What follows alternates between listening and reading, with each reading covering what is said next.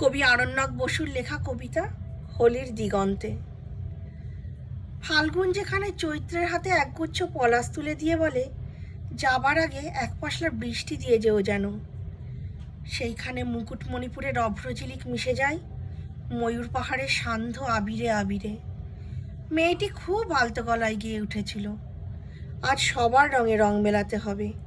তার নম্র গ্রীবার আদল ছুঁয়ে বয়ে যায় হাঁসুলি বাঁকের নদী কোপাই।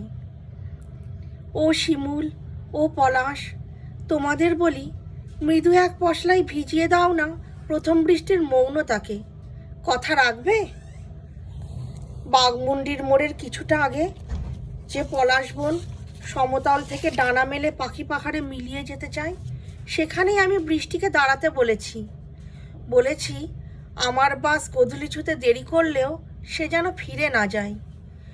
ও কৃষ্ণচূড়ার শান্ত আগুন, ও দোলের আবির রাঙা কিংসুকের অহংকার, তোমাদের পাগল উত্তরীয় বাতাসে আকাশে উড়িয়ে দাও গো।